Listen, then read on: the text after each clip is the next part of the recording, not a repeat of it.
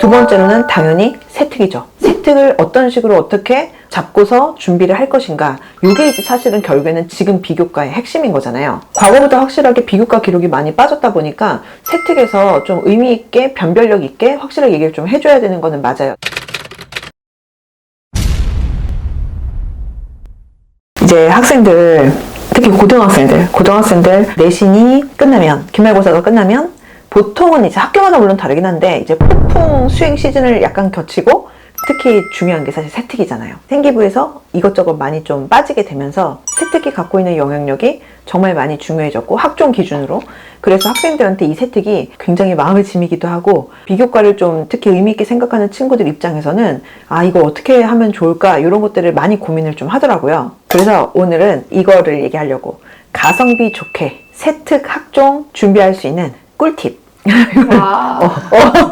포인트는 가성비 좋게 학종을 의미 있게 생각하는 친구들 입장에서는 막 비교과 활동들 특히 학종으로 잘 가는 학교들 보면 학교에서 이것저것 막 시키는 게 많잖아요. 근데 사실 시키는 게 많으니까 서류가 빵빵해지는 거겠죠. 그러니까 이제 그 예쁜 서류를 가지고 학종 경쟁력이 있는 거고 하니까 그게 나쁜 건 아닌데 근데 지금은 또 학종이 그 학종 초기랑 또 달라서 내신이 갖고 있는 영향력이 어쨌든 더 커진 거는 분명히 맞긴 하잖아요. 그러니까 물론 교과 전형 같다라는 의미는 절대 아니지만 그거는 절대 아닌데 어찌됐든 간에 내신이 갖고 있는 영향력이 절대적이라서 내신으로 우선은 내가 쓸 수 있는 학교가 어느 정도는 정해져 있고 저는 이제 주로 내신으로 쓸 학교가 결정되고 그 다음에 비교과로 합불이 결정된다 이렇게 표현을 하거든요. 이해하시기 좋으시라고. 그래서 우선은 내신이 갖고 있는 어떤 영향력이 절대적이다 보니까 그거를 비교과로 뒤집을 수는 없단 말이죠. 근데 학생들이 이제 특히 학종을 가장 메인으로 생각을 하는 친구들 같은 경우는 어쩔 수 없이 그런 부분도 있지만 아무래도 그 1년 내내 비교과 준비하느라고 허덕이게 되고 그러면은 자연스럽게 내신이랑 수능 모의고사 준비하는데도 시간을 사실 많이 뺏길 수밖에 없단 말이죠. 그러면은 내신이랑 수능 모의고사 안 나와? 그러면은 학종 대비하면서 비교과 준비했던 것들이 예쁘게 설령 준비가 됐다 하더라도 내가 기대하는 것만큼 노력한 만큼 이쁘게 원서를 쓰지 못하는 경우들도 사실은 많이 있잖아요. 그래서 학종을 메인으로 한다고 하면서 1년 내내 주구장창 비교과만 하는 친구들 보면은 내가 진짜 눈물이 앞을 가려. 정말. 마음 아프다. 그래서 저는 이제 그런 친구들한테 좀 가성비 좋게, 시간 가성비 좋게 비교과 준비할 수 있는 어떤 원칙들을 좀 잡아주려고 하는데 우선 첫 번째 원칙은 연중 내내 비교과 말고 연중 내내 내신과 수능을 해야죠.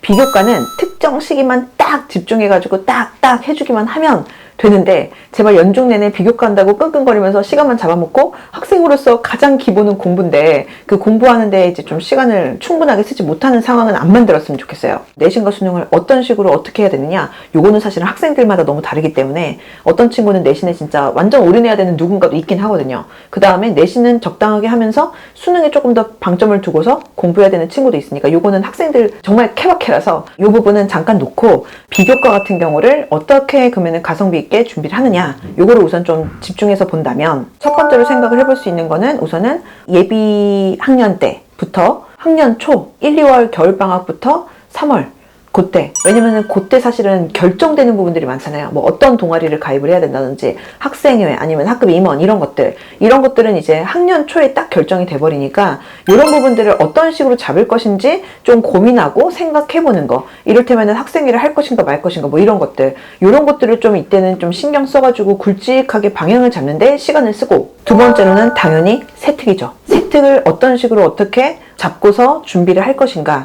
이게 이제 사실은 결국에는 지금 비교과의 핵심인 거잖아요. 과거보다 확실하게 비교과 기록이 많이 빠졌다 보니까 세특에서 좀 의미 있게 변별력 있게 확실하게 얘기를 좀 해줘야 되는 거는 맞아요. 특히나 만약에 어떤 과목이 내가 내신이 좀 약한 실수를 좀 많이 하고 기대만큼 안 나왔던 과목이 있다. 그러면 그 과목에 대해서 세특 내용을 통해서 확실하게 이걸 좀 만회를 해줘야 되는 거고 아니면은 내가 이제 생각하고 희망하고 있는 학과가 있는데 그 학과랑 좀 더 직접적으로 관련 있는 과목들 같은 경우는 성적도 좀 잘 관리를 해야겠지만 그 과목에 해당되는 세특 같은 경우도 또 마찬가지로 좀 예쁘게 좀 특히나 신경 써서 이거를 좀 잡을 수 있어야겠죠. 아니 그러면은 변별은 비교과 갖고 하는 게 아니라 세특 갖고 하는 게 아니라 내신 갖고 해야 되는 거 아니냐 이렇게 생각을 하실 수도 있는데 내신이 되게 큰 영향력을 갖고 있는 건 맞지만 사실 내신이 결정된 다음에 원서를 쓰게 되면 그 학교 입장에 사실 고만고만한 내신이 애들이 주로 이제 와요. 그러니까 그 내신은 어마어마하게 파워풀하게 작용하지는 그 다음부터는 않거든요. 사실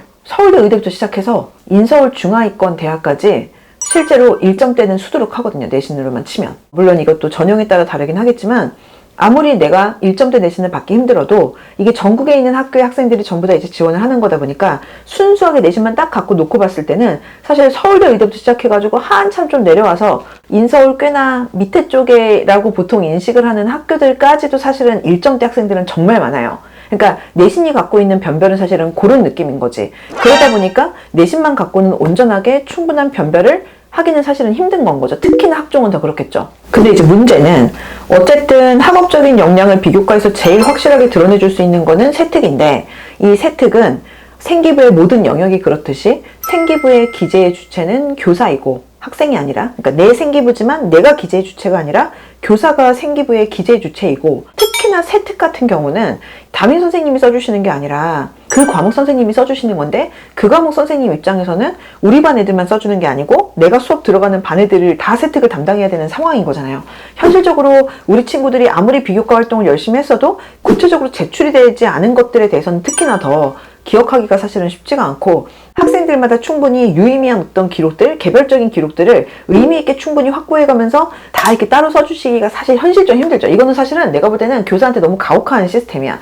그래서 요새는 많은 학교들이 세특을 좀 정리할 수 있을 만한 어떤 내용들을, 세특이 들어갈 만한 내용들을, 이거는 학교마다 양식이나 뭐 시스템은 좀씩 다 다르긴 한데 수행이랑 좀 마무리가 되면 생기부에서 세특에 좀 들어갈 만한 내용들을 각 과목 선생님들이 자, 나한테 하고 싶은 말, 나한테 어필하고 싶은 거 좀 텍스트로 좀 정리를 해서 이런 식으로 해서 네 라고 이제 주로 많이 하거든요. 사실은 그 시즌이 핵심인 거지. 그러니까 예전에는 사실 이거를 좀 유명한 학교들, 그러니까 선발하는 그런 학교들만 그런 식으로 했는데 요새는 일반고에서도 그렇게 많이 한단 말이에요. 근데 이게 저는 꼭 나쁜 거냐, 우리나라의 이 학종 시스템에서는 선생님들이 과부하 걸릴 수밖에 없는 시스템인 거잖아요, 현실적으로. 그러다 보니까 그거를 보완을 하고 있는 어떤 방식인 건데, 문제는 이게 이런 상황이 있을 수는 있어요. 이를테면은 어떤 친구가 나는 학종형 인재야. 그래갖고 열심히 막 5만 가지 활동을 엄청 열심히 했어. 연중 내내. 그래 놓고 세특에 들어갈 만한 이런 내용들을 각 과목 선생님들이 이렇게 좀 적어서 내라라고 했는데, 그거를 그냥 내가 이렇게 열심히 했는데 라고 생각하고 적당히 내. 그러면은 사실 선생님들은 그걸 다 기억을 못 하거든. 우리 친구들이 생각하는 것보다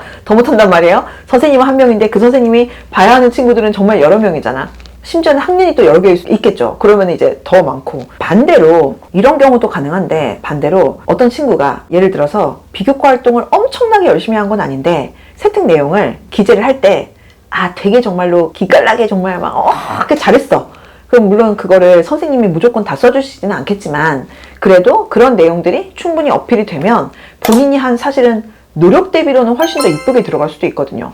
그래서 1년 내내 비교과 활동을 하는 게 어떤 지점에서 문제가 생기냐면은 물리적인 시간은 정해져 있고 그 다음에 나의 기력과 에너지도 정해져 있는데 이거를 어떻게 어떤 식으로 배분하느냐에 따라서 사실은 최종 결과가 되게 달라질 수 있는 상황에서 내신이 어찌됐던 간에 원서를 결정하고, 합부를 결정하는 건 아니지만 원서를 결정하고 그 다음에 비교과가 작용이 되니까 내신이 일종의 1단계 허들인 거잖아요. 근데 1단계 허들에서 걸려 넘어져 버리면 그걸 써먹지를 못해버린단 말이지. 그렇기 때문에 우리가 갖고 있는 시간을 수험생이라면 되게 효율적으로 배분을 해줘야 되고, 그런 상황이다 보니까 학생들이 이 지점에서 되게 실수가 많은 경우들도 있어요. 그래서 차라리 연중 내내는 교과 내신과 그 다음에 수능 모의고사 이거를 하는 거고, 그 다음에 특정 시기에 딱 집중해가지고 제대로 이것들을 관리를 한다라고 우선은 생각을 하고 접근을 해야 돼요. 물론 이런 내용들을 잘 이렇게 좀 적어서 선생님한테 이제 좀 어필을 할 때 본인이 어필한 것들이 설득력이 있으려면은 평상시 어느 정도 성실하게 잘